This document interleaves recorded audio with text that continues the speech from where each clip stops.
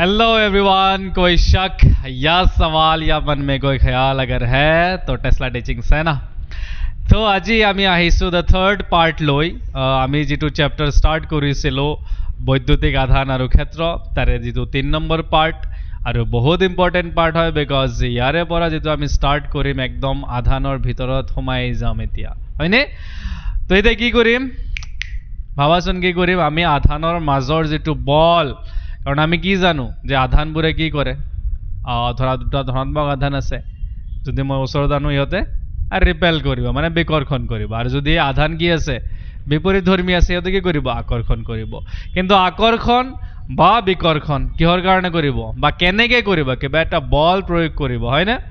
তো সেইটোৰ সম্বন্ধ লৈ সেইটো লৈয়ে আমাৰ এজন সাইন্টিষ্ট কুলমে এইটোৰ এটা সূত্ৰ দিছিল। তো সেই সূত্ৰৰ বিষয়ে আজি আমি পঢ়িম। প্ৰথমে আমি কুলমৰ সূত্ৰ চাম, তাৰপিছত তাৰ ভেক্টৰ ফৰ্মটো চাম, যে ভেক্টৰ ৰূপত আমি কিদৰে লিখিব পাৰোঁ। তো প্ৰথমটো যেটো আমি শিকিম তোমাৰ কুলমৰ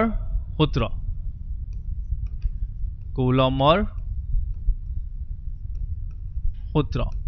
এতিয়া কুলমৰ সূত্ৰই কি কয় চোৱাচোন। কুলমৰ সূত্ৰই কি কয়, ধৰা তোমাৰ ওচৰত কি আছে, দুটা আধান আছে। ইয়াতে ধৰা তোমাৰ কি এটা আধান আছে, ইয়াতেও আমি কি কৰিলো এটা আধান লৈ ললো। ধৰা দুটা কি আছে সমধৰ্মী আধানে আছে, ধৰা এইটো Q1, এইটো তোমাৰ ধৰা কি আছে Q2 আছে, এইটো প্লাস ধৰি লোৱা, ঠিক আছে, মাইনাস হ'ব পাৰে, ডাঙৰ কথা নহয়। তো ইহঁতৰ মাজৰ যেটো তোমাৰ কি হ'ব বল প্ৰয়োগ হ'ব, এইটোৱে কি কৰিব ইয়াক বল প্ৰয়োগ কৰিব, এইটো সাইডে সেইটো দিশত বল প্ৰয়োগ কৰিব, ই কি কৰিব ইয়াক এইটো দিশত বল প্ৰয়োগ কৰিব। ধৰা ইহঁতৰ যেটো মাজৰ দূৰত্ব আছিল এইটো কিমান r আছিল। তো কুলমে কি কৈছিল, তেওঁ কি কৈছিল যে এই যেটো বল ইহঁতৰ ইয়াতে বল প্ৰয়োগ হৈছে, ইয়াতে যেটো বল প্ৰয়োগ হৈছে, এই যেটো বল দুটা বস্তুৰ মাজৰ যেটো আকৰ্ষণীয় বা বিকৰ্ষণীয় যেটো বল আছে, সেই বলটো তোমাৰ কি ইহঁতৰ মাজৰ যেটো আধান দুটা আছে, হয় নে নাই? তো আধান দুটাৰ যেটো পূৰণফল, এই পূৰণফলৰ যেটো তোমাৰ ম্যাগনিটিউড বা মান ইয়াৰ কি সমানুপাতিক। আৰু লগতে কি কৈছিল ইহঁতৰ যেটো মাজৰ দূৰত্ব সেইটোৰ কি বৰ্গৰ ব্যস্তানুপাতিক, ইহঁতৰ মাজৰ যেটো দূৰত্ব সেইটোৰ মানে দূৰত্বৰ বৰ্গৰ কি হ'ব ব্যস্তানুপাতিক হ'ব। এই যেতিয়া তুমি কি কৰিবা এই দুটা কম্বাইন কৰিবা, যোগ কৰি দিবা, কম্বাইন কৰিলে এই যেটো প্ৰপৰ্শনালিটি আছে কেনেকুৱা হ'ব, যে F proportional to Q1 Q2 divided by r square। Are proportionality যেতিয়া তুমি ইকুয়ালিটি চেঞ্জ কৰিবা তেতিয়া কি হ'ব চোৱা, F is equal to ইয়াতে কি আহি যাব এটা কনস্ট্যান্ট আহিব, তো এইটো আহিব তোমাৰ k, তো ইয়াতে আহি গল আমাৰ k Q1 Q2 divided by r square। এইটোৱে হল তোমাৰ কি আমাৰ কুলমৰ সূত্ৰ। এতিয়া চোৱা যেতিয়া আমি এটা লিখিলো, এতিয়া এই যেটো তোমাৰ ইয়াতে ধ্ৰুৱক আহিছে ইয়াৰ বিষয়ে জানিব লাগিব। এই যেটো Q এইটোক তোমাৰ কি কোৱা হয়, যে কুলমৰ ধ্ৰুৱক কি বুলি কোৱা হয়, কুলমৰ ধ্ৰুৱক বা কি বুলি কওঁ আমি, যে স্থিতি বৈদ্যুতিক ধ্ৰুৱক বুলিও ক'ব পাৰো। কি বুলি ক'ব পাৰো, স্থিতি বৈদ্যুতিক ধ্ৰুৱক। আৰু এই যেটো k আছে প্ৰত্যেকটো যেনেকুৱা তোমাৰ আমি ইনিশিয়ালি কি পাইছিলো মহাকৰ্ষণ, যেতিয়া তোমালোকে শুই আছিলা, যেটো ইয়াৰত ৰেষ্টাৰ বুলি কোৱা তোমালোকে, তো কি পাইছিলো যে আমি তাতে g আছিল কনস্ট্যান্ট আহিছিল, তো g ৰ এটা মান আছিল। ঠিক তেনেদৰে এটা k ৰ মান আছে, এই k ৰ মানটোক আমি কি লিখো, k is equal to 9 into 10 to the power 9, এতিয়া হল ইউনিট একক কি আহিব ইয়াতে। এতিয়া চোৱা যেতিয়া মই ইয়াতে একক লাগে, মোৰ কাৰ একক লাগে, k ৰ একক লাগে, তো মই কি কৰিম ধুনীয়াকে ইয়াতে আহি চোৱা, মই এক্সট্ৰাকে শিকাই দিওঁ। k is equal to কি হ'ব চোৱা, k is equal to f r square divided by q1 আৰু q2 ম্যাগনিটিউড আহি যাব। বলৰ একক কি নিউটন তোমালোকে জানা, r square, r মানে কি এটা দৈৰ্ঘ্য, দৈৰ্ঘ্যৰ একক মিটাৰ, ইয়াৰ কি হৈ যাব স্কয়াৰ। আৰু তলত চোৱা এইটোৰ একক কুলম, এইটোৰ একক কুলম, কুলম আৰু কুলম মাল্টিপ্লাই হৈ কি আহি যাব কুলম স্কয়াৰ। তো কি আহি যাব k ৰ একক নিউটন মিটাৰ স্কয়াৰ বাৰ কুলম স্কয়াৰ। তো k ৰ একক কি আহি গল নিউটন মিটাৰ স্কয়াৰ পাৰ কুলম স্কয়াৰ তো এইটো আমি ইয়াতে কি লিখি দিম নিউটন মিটাৰ স্কয়াৰ পাৰ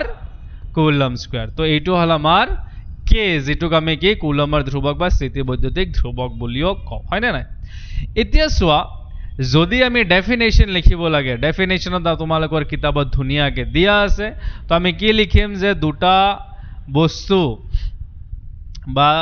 দুটা আধানৰ মাজত ক্ৰিয়া কৰা বৈদ্যুতিক বল যেটো আছে দুটা আধানৰ মাজত ক্ৰিয়া কৰা দুটা বৈদ্যুতিক বল আধান দুটাৰ পূৰণফলৰ বা গুণফলৰ মানৰ সমানুপাতিক আৰু ইহঁতৰ মাজৰ দূৰত্বৰ কি বৰ্গৰ ব্যস্তানুপাতিক আৰু এইটোৱে হল তোমাৰ কি কুলম্বৰ সূত্ৰ হয় নে নাই তো ইয়াৰে পৰা আৰু এটা বস্তু তোমালোকে জানিব লাগিব এই যেটো কে আছে কেক আমি আলু বেলেগ ধৰণে লিখিব পাৰো কেক আমি কি কৰিব পাৰো আৰু এক ধৰণে লিখিব পাৰো যে k = 1/4 pi epsilon not cake আমি এই ধৰণে লিখিব পাৰো এতিয়া কথা হ'ল যে স্যাৰ ইয়াতে 4 পাই তো বুজি পালো এপসাইলন নট টু কি এপসাইলন নট যেটো হল ইয়াক কোৱা হয় যে শূন্য মাধ্যমৰ বৈদ্যুতিক প্ৰৱেশ্যতা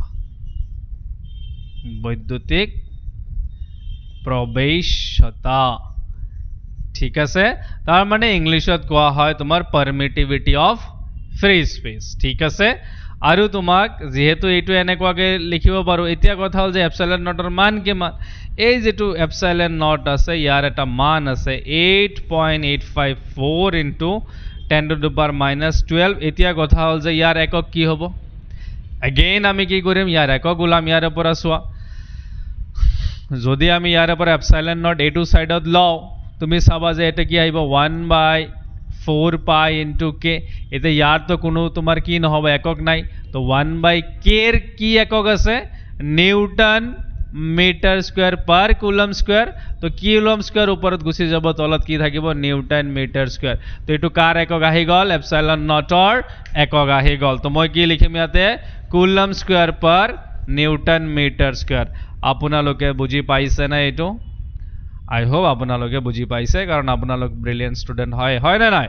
তো নিজক সদায় ভাবিব লাগে যে হয় মোৰ মাজত পটেনশিয়াল আছে মই কৰিব পাৰিম তো এইটোৱে হল তোমাৰ কুলমৰ সূত্ৰ যত নেকি আমি দুটা আধানৰ মাজৰ বলৰ বিষয়ে আমি কি শিকি আছো হয় না নাই তো এইটো তোমাৰ চোৱা মই দুটা আধান সমধৰ্মী লৈছো বিপৰীত ধৰ্মীয় হ'ব পাৰে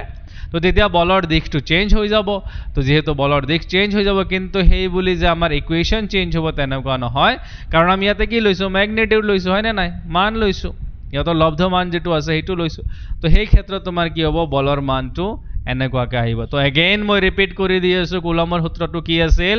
যে কুলমৰ সূত্ৰ আছিল যে দুটা আধানৰ মাজত ক্ৰিয়া কৰা আকৰ্ষণীয় বা বিকৰ্ষণীয় যেটো বল আছে আকৰ্ষণীয় বা বিকৰ্ষণীয় বল ইহতৰ গুণফলৰ বা পূৰণফলৰ মানৰ কি সমানুপাতিক আৰু ইহতৰ মাজৰ দূৰত্বৰ বৰ্গৰ ব্যস্তানুপাতিক আই হোপ তোমালোকে বুজি পাইছা তাৰ পিছত ইয়াৰে পৰা আমি কে গম পাইছো কে কোৱা হয় তুমি ক'ব পাৰা কুলমৰ ধ্ৰুৱক বা স্থিতিবৈদ্যুতিক ধ্ৰুৱক ইয়াৰ মান কিমান 9 * 10⁻9 আৰু কে এক বেলেগ ধৰণে লিখিব পাৰো 1/4 পাই এপসাইলন নট যত এপসাইলন নট টু কি হল শূন্য মাধ্যমৰ বৈদ্যুতিক প্ৰৱেশ্যতা মানে কিমান ই বল প্ৰয়োগ কৰিব দিব হেইটো পাৰমিটিভিটি হয় না নাই তো এপসাইলন নটৰ এটা মান আছিল হেতু আমি ইয়াতে লিখিছো 8.854 * 10⁻12 তো এইখিনি হল তোমাৰ কুলমৰ সূত্ৰ ইয়াতে এটা বস্তু নোট কৰিবলগীয়া আছে কি আছে যে আমি যোৱাবেলি যেতিয়া তোমালোকে ৰেষ্ট লৈ আছিলা ফাৰ্ষ্ট ইয়াৰত তো তাতে মহাকৰ্ষণৰ যেটো সূত্ৰ পাইছিলা তাতে চাইছিলা যে এই মহাকৰ্ষণীয় যেটো বল আছে হেইটো কি মাধ্যমৰ ওপৰত কি কয় ডিপেন্ড নকৰে মানে যিকোনো মাধ্যমত তুমি যোৱা ইহতৰ মাজৰ যেটো আকৰ্ষণীয় বল তাতে কোনো ধৰণৰ প্ৰভাৱ নপৰে কিন্তু বৈদ্যুতিক ক্ষেত্ৰত এনেকুৱা নহয় কিয়নো ইয়াতে তোমাৰ কি হয় প্ৰতিটো মাধ্যমৰ কাৰণে তোমাৰ বেলেগ বেলেগ কি হ'ব বল প্ৰয়োগ হ'ব যেতিয়াই তুমি মাধ্যম চেঞ্জ কৰিছা মাধ্যম চেঞ্জ কৰাৰ লগে লগে কি হ'ব বল প্ৰয়োগ বেলেগ বেলেগ হ'ব এতিয়া চোৱা তোমালোকৰ ফিজিক্স টিচাৰে আহি যিমান খং কৰিব হয়তো কোনোবা বেলেগ টিচাৰ আহিলে কৰিব নকৰে হয় না নাই তো সেই বস্তুটোৱে যে কোনোবা মাধ্যমত তুমি দিছা তেতিয়া বল প্ৰয়োগ বেছি হ'ব পাৰে কোনোবা মাধ্যমত দিছা বল প্ৰয়োগ কম হ'ব পাৰে হয় না তো এতিয়া যদি ইয়াতে এটা মই নোট কৰি বস্তু চাওঁ যে ধৰা হল যে মই ধৰিলো যে ধৰা হল q1 আৰু q2 আধান দুটা শূন্যত r দূৰত্বত আছে কিমান r দূৰত্বত আছে তো যদি r দূৰত্বত আছে তেতিয়া হলে ইহতৰ মাজৰ যেটো বল তেতিয়া হলে ইহতৰ মাজৰ যেটো বল হেতু কিমান হ'ব ক'ব পাৰিবানে F is equal to 1 by 4 pi epsilon naught q1 q2 divided by r square হয়নে নাই এইটোৱে হ'ব ঠিক আছে এতিয়া যদি মই কি কৰিলো যে যদি আধান দুটা কোনো মাধ্যমত ৰখা হয় যে নাও যদি আধান দুটা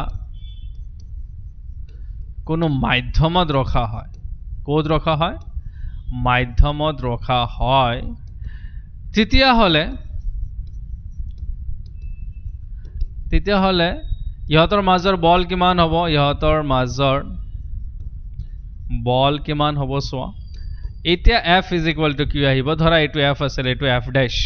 বা এটুক তুমি দিলা যে F vacuum এটুক দিলা F medium এটো নি দিলা প্ৰবলেম নাই তো কি হ'ব 1 by 4 pi এইবাৰ আমি epsilon naught লিখিব নোৱাৰো কাৰণ এটো কি আছিল epsilon naught শূন্যৰ বৈদ্যুতিক প্ৰৱেশ্যতা আছিল এইবাৰ কি এটো মাধ্যমৰ বৈদ্যুতিক প্ৰৱেশ্যতা হ'ব গ্যাৰান্টি আছে তো আমি কি লিখিম ইয়াতে epsilon ইয়াতে q1 q2 divided by r square because এখানে সেমে আছিল হয় না নাই তো এতিয়া যদি আমি কি কৰো ৰেশিও উলাও এটা আমি কি কৰিম যদি ৰেশিও উলাও যে F vacuum upon F medium যদি আমি কৰি দিও তেতিয়া হলে কি উলাব সোৱাচোন 1 by 4 pi epsilon naught into q1 q2 by r square divided by 1 by 4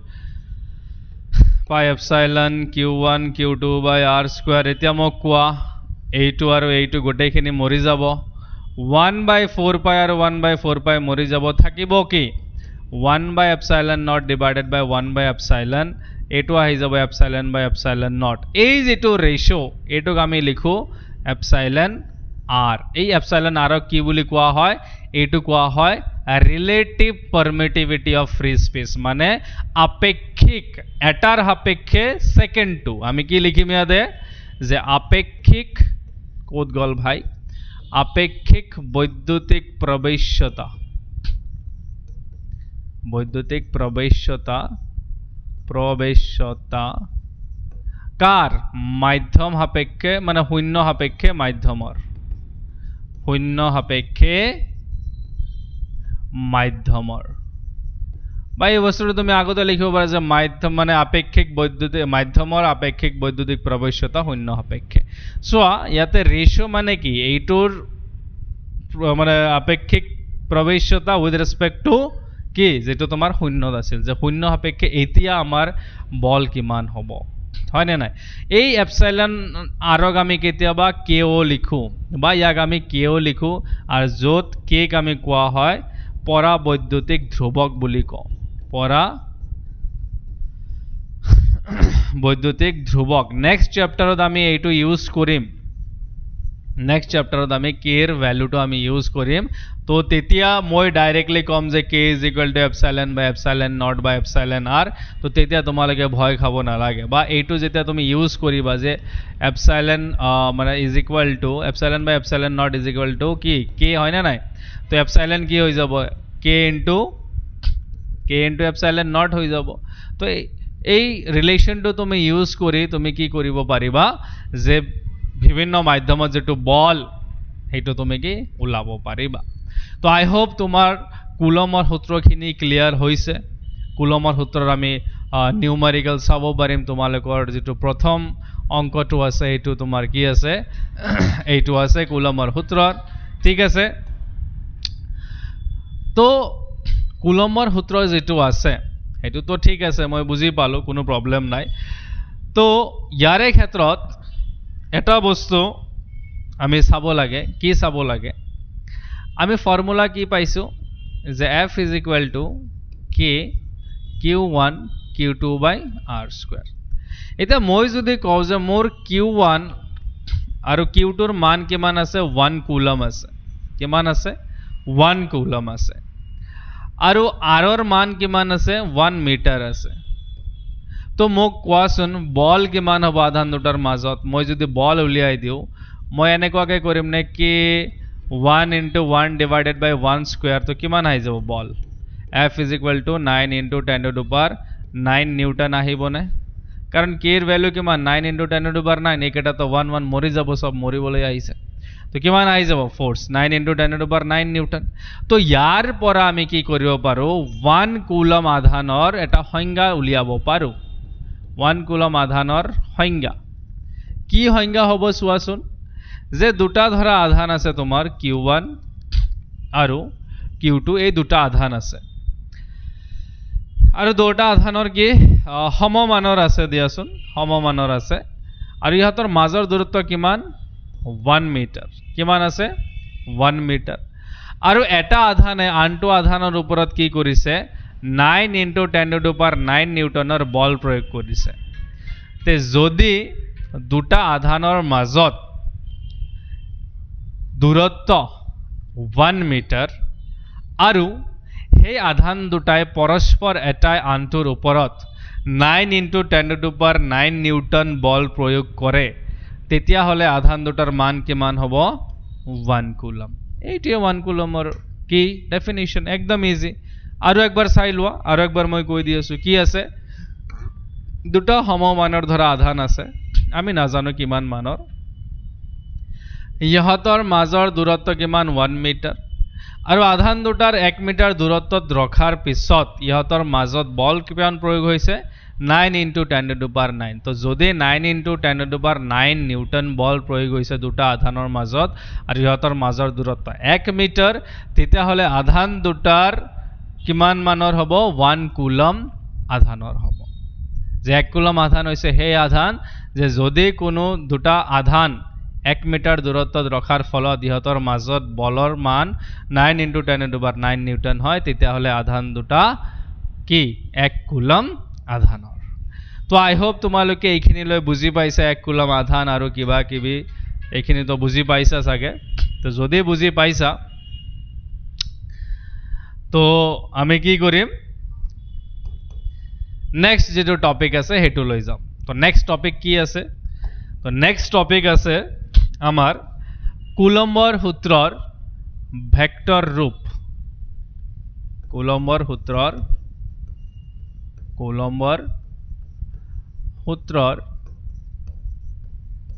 vector ৰূপ এটা ভেক্টৰ কি ট্ৰেক্টৰৰ ভাই ভেক্টৰ হয় না নাই তোমালোকে ভেক্টৰ ক'ত পাইছিলা ৰেষ্টিয়াৰত পাইছিলা এটা ৰেষ্টিয়াৰ তো সাৰা আমি তো না জানো তো ৰেষ্টিয়াৰ যদি তোমালোকে না জানা তেতিয়া হলে কেনেকুৱা হ'ব বুজি পাইছা না নাই ৰেষ্টিয়াৰৰ বস্তুখিনি বহুত ইম্পৰ্টেন্ট আছিল তো তোমালোকে তো ৰেষ্ট লৈ থাকিলা আৰু ৰেষ্ট ইন পিছত গুচি গলা তো ৰেষ্ট ইন পিছত যোৱাৰ পিছত এতিয়া আৰু প্লিজ আন্ডাৰটেকাৰৰ নিচিনা এনেকে উঠি কেনে সেকেন্ড ইয়াৰত অলপ নিজক পুশ কৰা ঠিক আছে এতিয়া যেতিয়া আমি ভেক্টৰ ৰূপ পঢ়িম কোৱেশ্চন আহে স্যাৰ আমি কিয় পঢ়িম কাৰণ চোৱা আমি কাৰ লগত ডিল কৰি আছো আধানে কি কৰি আছে বল প্ৰয়োগ কৰি আছে আৰু বল কি বল হল তোমাৰ ভেক্টৰ ৰাখি হয় না নাই তো যদি বল ভেক্টৰ ৰাখি হয় তেতিয়া হলে আমি ভেক্টৰ ৰূপটো পঢ়িবই লাগিব তো ইয়াৰ কাৰণে আমি চোৱা প্ৰথমে আমি কি কৰিম ধুনিয়াকে আমি গ্ৰাফ বনাই লও অলপ গ্ৰাফ ইন দা সেন্স এনেকুৱা গ্ৰাফ নহয় এটো কিন্তু যেহেতু ভেক্টৰ তো ডাইৰেকশন থাকিব হয় না নাই তো তাৰে কাৰণে আমি কি কৰিছো এটো ধৰা এটা কি লৈছো মূল বিন্দু লৈছো ইংলিশত কোৱা হয় অৰিজিন তো মূল বিন্দু লোৱাৰ লগে লগে আমি ধৰিলো ইয়াতে এটা আধান আছে অলপ বঢ়িয়াকে আঁকি দিও দে মই অলপ ড্ৰয়িঙত বেয়া তো ইয়াতে এটা মোৰ আধান আছে ধৰা Q1 ঠিক আছে তাৰ পিছত ইয়াৰে পৰা অলপ দূৰত্বত এটা আধান আছে ধৰা Q2 ইয়াতে মই এটা আধান আঁকি দিলো এইটো আছে তোমাৰ Q2 আধান এই Q1 ৰ অবস্থান ভেক্টৰ তাৰ মানে মূল বিন্দু সাপেক্ষে ইয়াৰ দূৰত্ব কোনটো দিশত আছে অবস্থান ভেক্টৰ অবস্থান কিমান তো এই অবস্থান ভেক্টৰটো ধৰা এইটো ঠিক আছে যাক আমি R1 বুলি ধৰিলো যেহেতু Q1 আছে মূল বিন্দু সাপেক্ষে Q2 ৰ যেটো তোমাৰ কি আছে অবস্থান ভেক্টৰ হেতু আমি ধৰিলো তোমাৰ কি আছে R2 হয় না নাই অবস্থান ভেক্টৰ R2 আছে আৰু এই যেটো ডাইৰেকশন Q1 ৰ পৰা Q2 লৈ যেটো তোমাৰ দূৰত্ব এটুক আমি আৰ কি ধৰিম এতিয়া R21 সোয়া এই দূৰত্বক তুমি দুই ধৰণে লব পাৰিবা এটা R21 যে 2 নম্বৰ আধানৰ দূৰত্ব 1 নং সাপেক্ষে বা তুমি এইটো ডাইৰেকশনতো লব পাৰিবা যে 1 নম্বৰৰ দূৰত্ব 2 নং সাপেক্ষে হেতু R12 হৈ যাব এতিয়া সোৱা যেহেতু আধান দুটা সমধৰ্মী ইয়াতে কি লগাব বল প্ৰয়োগ কৰিব না নাই বল প্ৰয়োগ কৰিব সাকে তুমি গম পাইছা বল প্ৰয়োগ কৰিব যদি বল প্ৰয়োগ কৰে তো ই কি কৰিব ইয়াৰ যেটো বল প্ৰয়োগ কৰিব এটো কোনটো ডাইৰেকশনত থাকিব এইটো ডাইৰেকশনত ইয়াৰ যেটো বল প্ৰয়োগ কৰিব এটো কোনটো ডাইৰেকশনত থাকিব এইটো ডাইৰেকশনত এটা কথা মনত ৰাখিবা কুলম্বৰ সূত্ৰৰ ক্ষেত্ৰত যে বল যেটো প্ৰয়োগ হ'ব আধান দুটাৰ যেটো কেন্দ্ৰৰ যেটো অক্ষ আছে মানে দুটাক যেতিয়া আমি মিলাম যেটো অক্ষ পাম হে অক্ষৰ মাজেৰে বল প্ৰয়োগ হ'ব এনেকুৱা নহয় যে এইটোৰ বাবে আধান ইয়ত এনেকুৱাকে বল প্ৰয়োগ হল না এইটো আধান আছে এই যেটো অক্ষ দুটা লগ লগাইছে এই অক্ষৰ মাজেদি কি হ'ব বল প্ৰয়োগ হ'ব এই বস্তুটো সদায় মনত ৰাখিবা ঠিক আছে এতিয়া সোৱা ইয়াতে আমি কি কম যে ধৰা ইয়াতে কি আছে কাৰ ওপৰত বল প্ৰয়োগ হৈছে বল 2 নম্বৰৰ ওপৰত প্ৰয়োগ হৈছে কাৰ কাৰণে 1 নম্বৰৰ কাৰণে তো আমি কি লিখিম ফোৰ্স অন 2 ডিউ টু 1 যেটো ডাইৰেকশন কি আছে হেইটো ইয়াতে কি হ'ব ফোৰ্স অন 1 ডিউ টু 2 1 নম্বৰত বল 2 নম্বৰৰ সাপেক্ষে যেটো ডাইৰেকশনটো কি আছে এইটো তো ইয়াতে তো আৰু বুজিবলগীয়া কিউ নাই তো আমি লিখিম ধৰা বঢ়িয়াকে আমি লিখিলো এনেকুৱাকে এটা কাহানী লিখিলো কাৰ এনেকা লিখিম যে ধৰা হল কি ধৰা হল Q1 আৰু Q2 আধানৰ অবস্থান ভেক্টৰ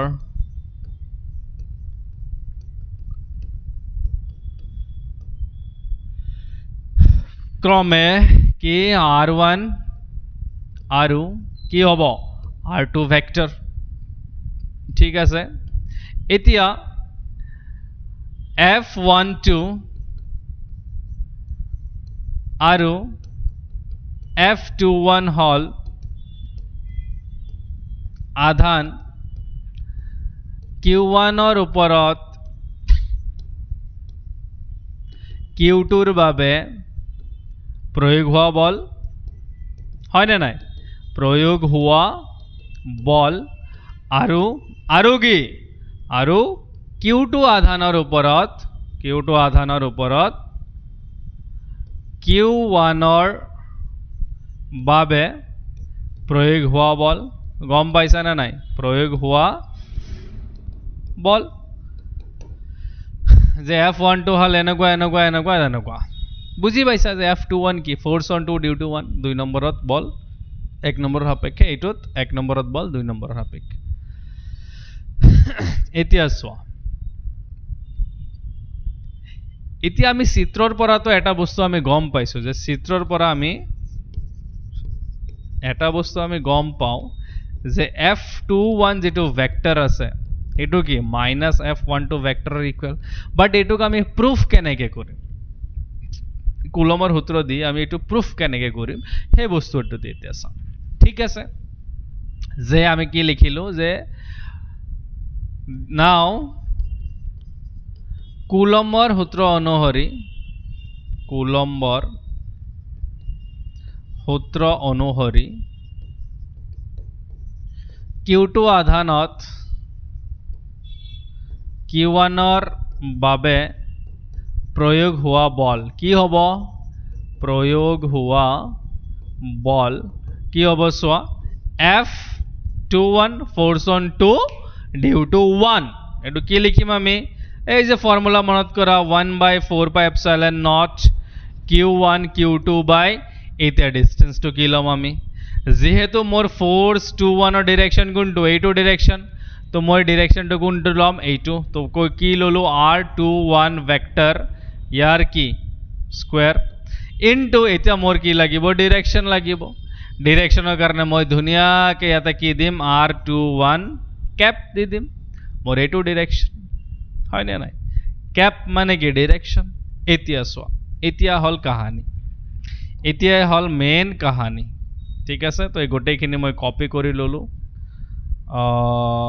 এইটো পেজত মই কপি কৰি ললো প্লাস আৰু এটা বস্তু মোৰ লাগিব আৰু এটা কি লাগিব মোৰ ডায়াগ্ৰাম লাগিব তো ডায়াগ্ৰামটো মই কপি কৰি লওঁ কাৰণ ডায়াগ্ৰামটো নহলে তোমালোকে একো নুবুজা হয় না নাই স্যাৰ এনে একো নুবুজো কি কম আৰু চেষ্টা ৰখাই দেখো নাই তোমালোকে সব বুজিবা টেনশন নলবা এইটো সোৱা ডায়াগ্ৰাম ঠিক আছে এইটো কাটি দেও এইটো অলপ ওপৰত লৈ যাও ফোৰ্সৰ F2 ইয়াতে থাকি গল নেকি নহব তেনেকুৱাকে এইতিয়া যাব গোটেইখিনি ধৰিছো বাস ঠিক আছে এতিয়া সোৱা এই যেটো R21 ক্যাপ আছে আৰু R21 ভেক্টৰ আছে ইয়াক আমি কেনেদৰে লিখিব পাৰো হেই যে যেতিয়া ৰেষ্টিয়াৰত ভেক্টৰ পঢ়িছিলা ৰেষ্টিয়াৰত কি কৰিছিলা ভেক্টৰ পঢ়িছিলা তো সেই ক্ষেত্ৰত কি হৈছিল যে তোমাৰ যদি এইটো এটা ভেক্টৰ আছে A যদি এইটো এটা ভেক্টৰ আছে B তো এই 3 নম্বৰ কি হৈ গৈছিল আৰ ৰিজাল্টেন্ট হৈছিল না নাই তো ঠিক ইয়াতেও সোৱা এইটো এটা ভেক্টৰ R21 ভেক্টৰটোৰ দিশ এইটো দিশত তো এইটো মোৰ কি হৈ যাব লব্ধ ভেক্টৰ তাৰ মানে R1 vector plus R21 vector is equal to মোৰ কি হৈ যাব R2 ভেক্টৰ তো ইয়াতে মই R21 ভেক্টৰক কি লিখিব পাৰো R2 vector minus R1 vector এইটো মই লিখিব পাৰো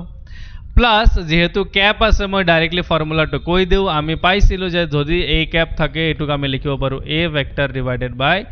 A ভেক্টৰৰ মান মড তো ইয়াতে যেহেতু R21 আছে তো মই কি লিখিম R21 vector divided by R21 ভেক্টৰৰ magnitude হয় না নাই তো 1/4 pi epsilon naught Q1 Q2 divided by R2 minus R1 vector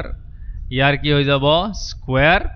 আৰু R21 কি লিখিম R21 vector divided by R21 ভেক্টৰৰ মড ঠিক আছে না নাই so 1/4 pi epsilon naught Q1 Q2 by R2 vector minus R1 vector a2 square a2 হল তোমার R2 vector minus R1 vector divided by a2 আমি কি লিখিব পাৰো R2 vector minus R1 vector or mod এতিয়া সোয়া বেস সেম আছে পাওয়ার কি হৈ যাব এড হৈ যাব তো এড যেতিয়া হ'ব 1/4 pi epsilon naught Q1 Q2 divided by কি হ'ব R2 vector minus R1 vector ইয়াৰে কিউব আৰু ইয়াতে থাকি যাব R2 vector minus R1 vector তো এইটো আহিল কি আমাৰ force on 2 due to 1 হয় না নাই তো এইটো এটা ভেক্টৰ ফৰ্ম আহিল কিন্তু কাৰ বাবে যেতিয়া আমি এইটো লৈছো এটা এই পণ্ডিতৰ কাৰণে কি আহিব ইয়তো আছে না ইয়তো বহি আছে যে ময়ো ইভাগে ফোর্স দি আছো মোর ওচৰতো আহা তো ইয়াৰ কাৰণে আমি কি কৰিম সেম টেকনিক এপ্লাই কৰিম কিন্তু এইবাৰ ডাইৰেকশন কি হ'ব এইবাৰ ডাইৰেকশন হ'ব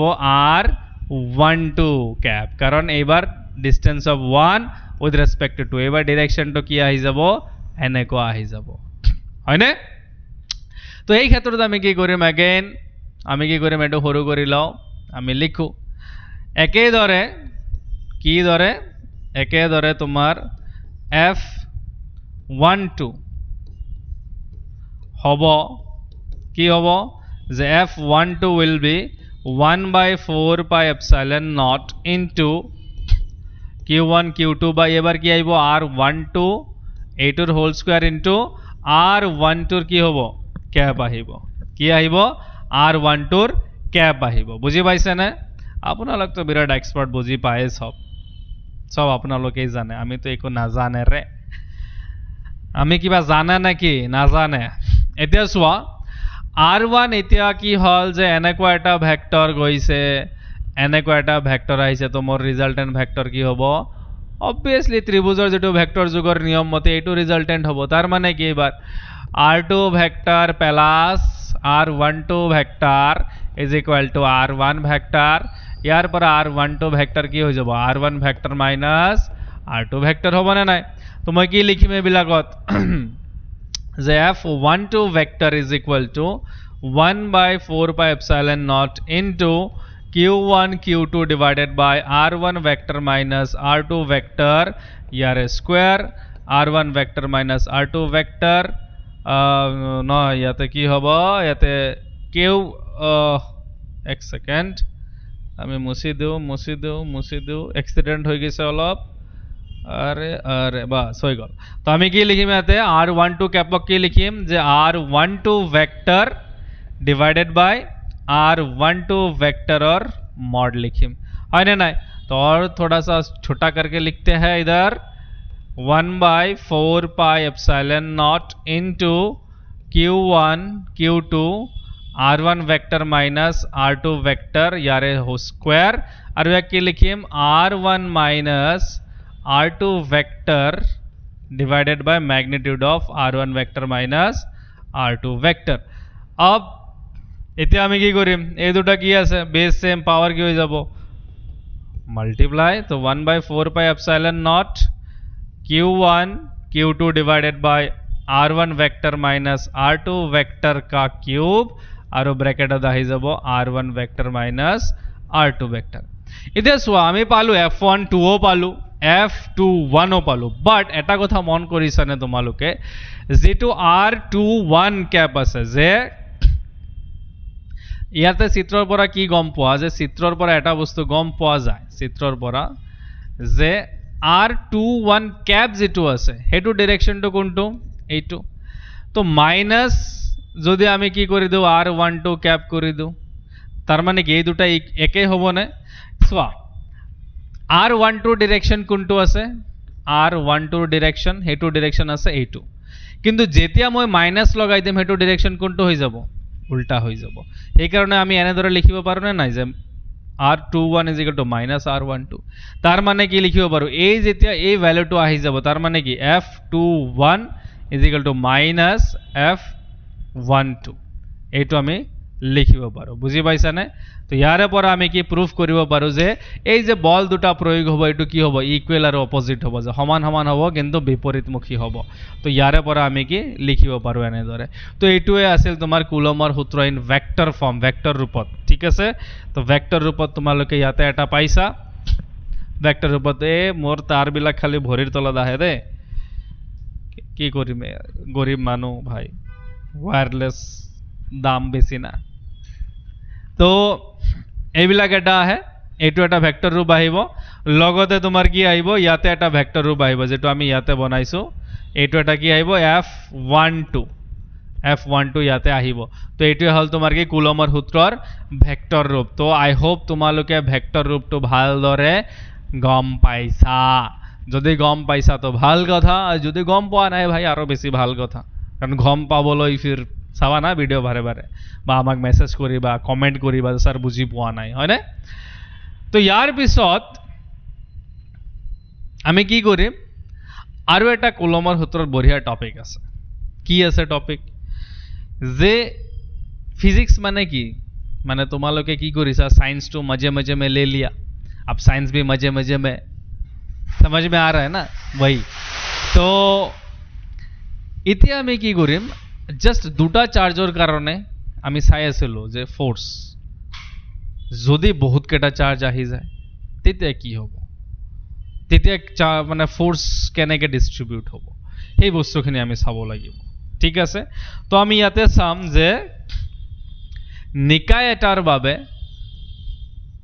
নিকায় এটাৰ বাবে কোনো আধানৰ ওপৰত প্ৰয়োগ হোৱা বল কোনো আধানৰ ওপৰত প্ৰয়োগ হোৱা বল যে নিকায় এটাৰ বাবে যেতিয়া আমি কোনো আধানৰ ওপৰত বল প্ৰয়োগ কৰিম কেনেদৰে কৰিব বল ঠিক আছে বহুত ইম্পৰ্টেন্ট এটা ডেৰিভেশ্যন হয় পৰীক্ষাত সোধে তো ইয়াৰ কাৰণে ধৰা মই কি কৰিলো প্ৰথমতে এটা ধুনীয়াকে এটা ডায়াগ্ৰাম আঁকিলো কি আঁকিলো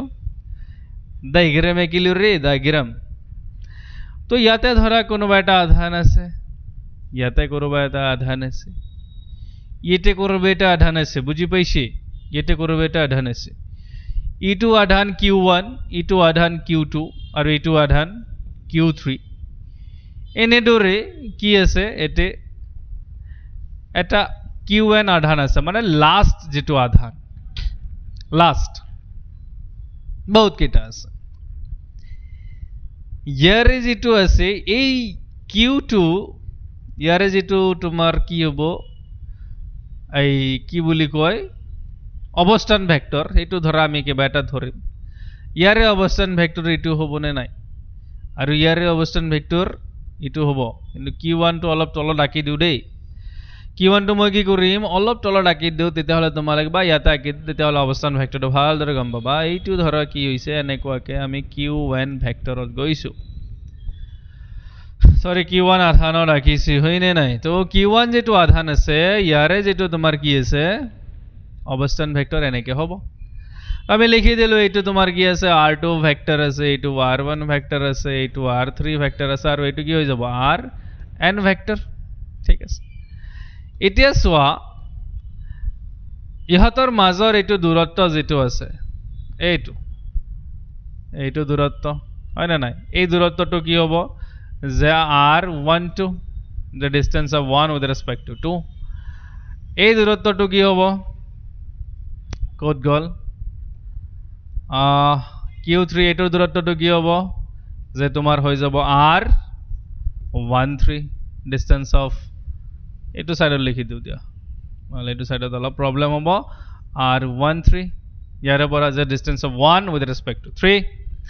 তাৰ পিছত চোৱা একেবাৰে লাস্টৰ যেটো আধান আছে সেই আধানৰ কাৰণে দূৰত্ব কি হৈ যাব এইটো দূৰত্ব হ'ব না নাই তো এইটো যেটো দূৰত্ব আছে এইটো আমি কি লিখিম r1n তো এতিয়া চোৱা এটা বল যে আমি প্ৰয়োগ কৰিম এটা কি কৰিব প্ৰতিটো আধানে বল প্ৰয়োগ কৰিব নে নাই r1 এ কি কৰিব ইয়াৰ পৰা মই বেলেগ কালাৰ লৈ আছো বেলেগ কালাৰ ললে ভালদৰে বুজি পাবা ৰেড কালাৰ লৈ আছো এই q2 আধানে ইয়াৰ ওপৰত বল প্ৰয়োগ কৰিব এইটো ডাইৰেকশনত কৰিবনে যেহেতু একেধৰ্মী আধান আছে q3 আধানে কি কৰিব ইয়াৰ ওপৰত বল প্ৰয়োগ কৰিব এইটো ডাইৰেকশনত কৰবাত আৰু qn আধানে কি কৰিব লাষ্টত এইটো ডাইৰেকশনত কৰবাত কি কৰিব ইয়াক বল দিব তো আমি ইয়াতে লিখিলো কি লিখিলো force on 1 due to 2 force on 1 due to 3 আৰু force on 1 due to n ঠিক আছে এতে এই আধান কেটা আমি যেটা কি উলাম লব্ধ মান উলিয়াব লাগিব তেতে আমি কি কৰিম এই আধান কেটাৰ গাই গুটিয়া যেটো বল উলাইছে সেই গোটেই কেটাক আমি কি কৰিম যোগ কৰিম কেনেকুৱা যোগ ভেক্টৰ যোগ নৰমাল যোগ নহয় ভেক্টৰ যোগ এটা ভেক্টৰ যোগ কৰিব হলে ভেক্টৰ যোগৰ কি বিধি পালন কৰিব লাগিব তো ভেক্টৰ যোগৰ বিধিটো কেনেকৈ পালন কৰিম চোৱা ইয়াতে মই এটা কি আঁকিব পাৰিম ইয়াতে মই এটা সমান্তৰিক আঁকিব পাৰিম নে নাই এনেকুৱাকে আঁকিলো তো ইয়াত আঁকিলে তোমাৰ যেটো লব্ধ ভেক্টৰৰ মান কৰবাত ইয়াতে হ'ব এতে এনেকুৱাকে বহুত কেটা আধান থাকিব পাৰে তো এই দুটাৰ লব্ধমান এইটো তো এইটো আৰু এইটো লব্ধমান কৰবাত ইয়াতে কৰবাত হ'ব তো এইটো মই আঁকি দিও তৰা ইয়াৰ কাৰণেও মই কি কৰিব পাৰো যে এটা কৰবাত এটা কি সমান্তৰিক এনেকৈ আঁকি দিলো আৰু যেটো লব্ধ ভেক্টৰৰ মান এই লব্ধ ভেক্টৰৰ মান ক'ত হ'ব ইয়াতে কৰবাত হৈ যাব আৰু এইটোৱে হ'ব তোমাৰ ৰিজাল্টেন্ট যেটো বল হেতু আহি যাব তো ইয়াতে আমি কি লিখিম f net বুলি লিখিম বুজি পাইছা নে এতিয়া আমি বলটো উলাম কেনেকে যে আমি কি কৰিলো প্ৰথমতে লিখিবা তোমালোকে যে ধৰা হল কি যে আধান এটাৰ নিকায় মানে q1 q2 q3 ৰ পৰা .qn আধানৰ এটা নিকায় ধৰা হল আৰু ইয়াতে q1 ৰ ওপৰত প্ৰয়োগ হোৱা বল উলিয়াব লাগে আমাৰ তো q1 ৰ ওপৰত প্ৰযুক্ত বল এতিয়া আমি লিখিম যে চিত্ৰৰ পৰা কাৰ পৰা চিত্ৰৰ পৰা চিত্ৰৰ পৰা q1 ৰ ওপৰত প্ৰয়োগ হোৱা কাৰ বাবে q2 ৰ বাবে প্ৰয়োগ হোৱা বল হ'ব কি হ'ব force on 1 due to 2 is equal to 1 by 4 pi epsilon naught into q1 q2 divided by distance কিমান আছে r12 এইটোৰ whole square into r12 ৰ cap একেদৰে f13 যে f13 মানে 1 নম্বৰ আধানত 3 নম্বৰৰ কাৰণে যেটো বল এটো কি হ'ব 1 by 4 pi epsilon naught into q1 q3 এবাৰ দুটা আধান কোনটো q1 আৰু q3 কি আহিব r13 ইয়াৰে whole square into r13 cap direction মনত ৰাখিবা ভেক্টৰস ওকে মনত ৰাখিবা একেদৰে এতিয়া লাষ্ট কোনটো আধান আছিল therefore f1n will be কিমান হ'ব 1 by 4 pi epsilon naught q1 divided by r1n এক নম্বৰ আধানৰ দূৰত্ব n নম্বৰৰ আধানৰ সাপেক্ষে r1n cap তো ওলাই গল আমাৰ একেবাৰে এই দুটাৰ পিছত একদম n নম্বৰৰ কৰা এতিয়া আমি যেটো তোমাৰ কি আছে অধ্যাৰোপণৰ যেটো নীতি আছে হেতু মতে কি হ'ব গোটে কেটা বলক আমি গাইগুটিয়া বলক আমি কি কৰিম যোগ কৰিম so therefore f net is equal to f12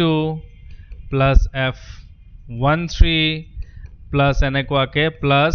f1n ঠিক আছে আমি 1 by 4 pi epsilon naught lom into q1 q2 divided by r12 vector whole square into r12 का cap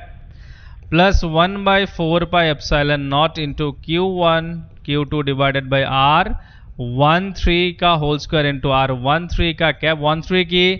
direction cap है ना plus को লই যাম আমি একদম nth number লই যাম 1 by 4 pi epsilon naught into q1 divided by r1n vector whole square into r1n cap বুজি পাইছা নে তোমালোকে বুজি পাইছা নে নাই তো যদি বুজি পাইছা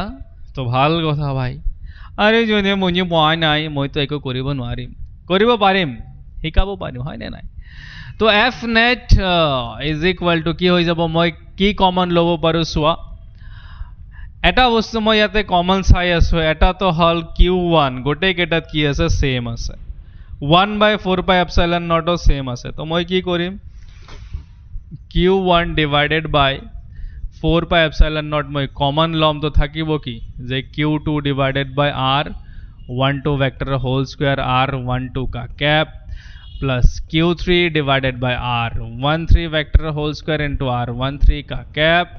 আৰু এনেকে আমি কলৈ যাম লাস্ট ইয়াতে থাকিব q1 divided by r1n vector whole square r1n का cap তো সোৱা এতে ইমান কেটা তো মই ইমান ডাঙৰ বাৰে বাৰে মই লিখিব নোৱাৰো তো মই কি কৰিম সিম্পলি এটা সামেশন অপাৰেটৰ লম q1 divided by 4 pi epsilon naught মই সামেশন লৈ ললো সামেশন যোগ কৰিম ডাইৰেক্ট